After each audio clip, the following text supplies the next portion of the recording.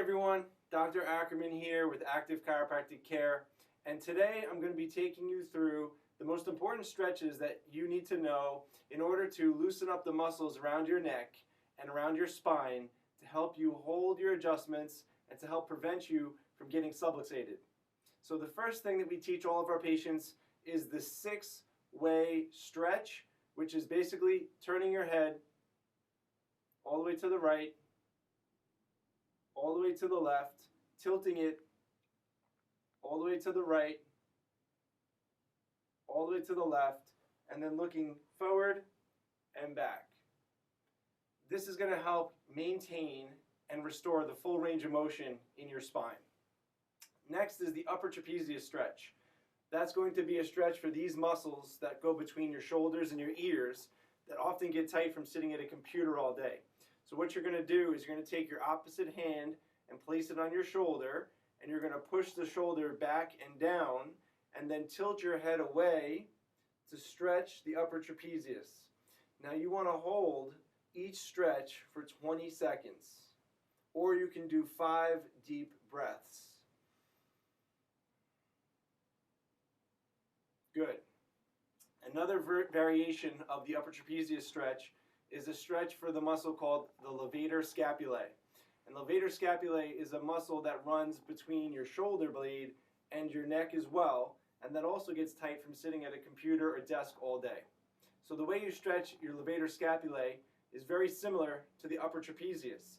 And what you do again is push your shoulder back and down, and in addition to tilting your head away, you're going to turn and look down towards your opposite foot. And of course, you're going to hold that stretch for 20 seconds or 5 breaths. And if you're doing it properly, you should feel it stretching into the back of your shoulder blade on the side that you're stretching. After you stretch those 2 muscles, a really important stretch is the chest.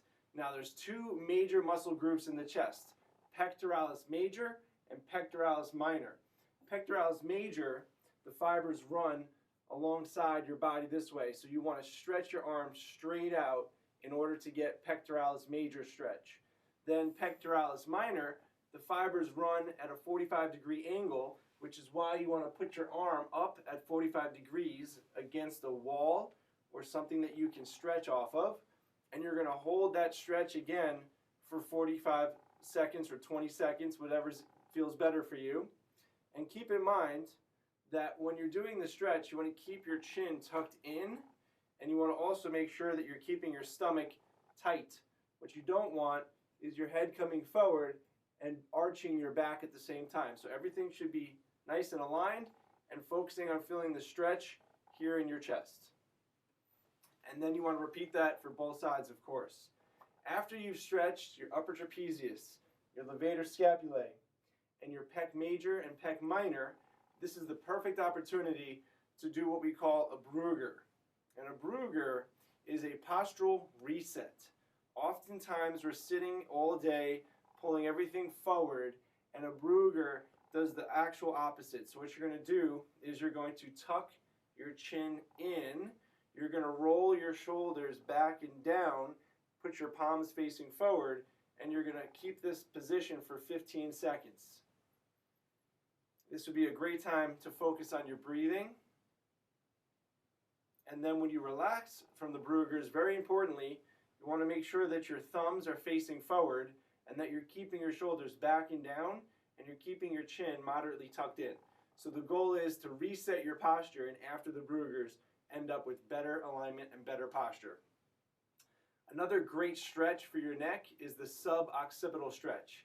The suboccipital muscles are the muscles located right at the base of your skull, and these muscles are very common in causing headaches because when you're sitting all day or when your neck is out of alignment like so, it puts a lot of stress and strain at the base of your skull. So a good suboccipital muscle stretch is going to tuck your chin back and in, and then you're going to turn to the side opposite that you want to stretch. So this is going to be stretching my left side, and then you're going to look down while holding that position.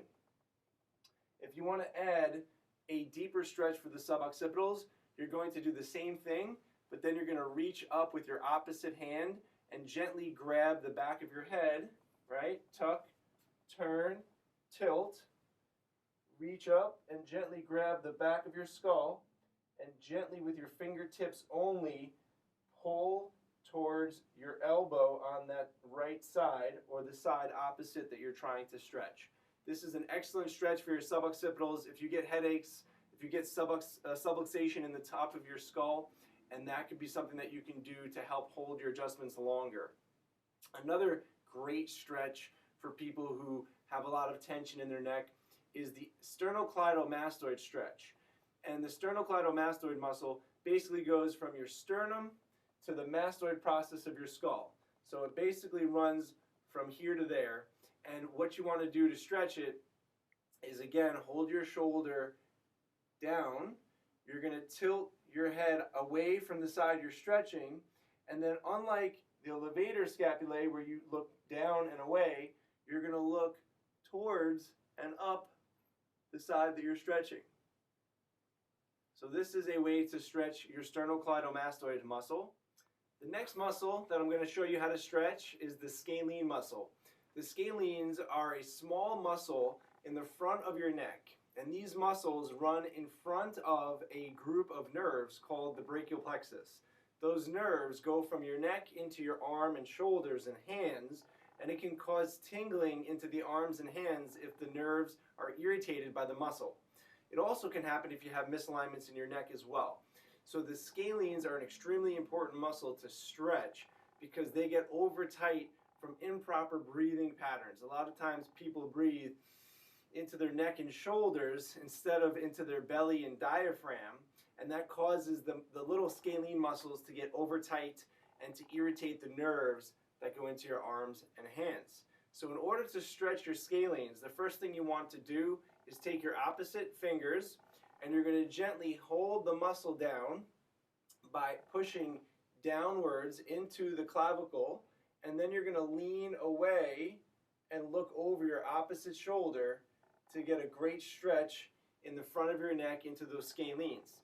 Now when you're stretching the scalenes, you want to be extra cautious because they're very thin muscles, and again, they cover the nerves that come from your neck and go into your arm, so you want to be very careful with how much pressure you're putting in that area. If you have any questions about any of these stretches, please contact us through the office, and we would love to answer them further. Also, we recommend that you do these stretches 2 to 3 times a day, especially in the beginning when you're getting your chiropractic adjustments, so that you can hold your adjustments longer, and you can also prevent subluxation from developing in the future. So again, this is Dr. Ackerman with Active Chiropractic Care, encouraging you to do your stretches and to stay healthy and stay active.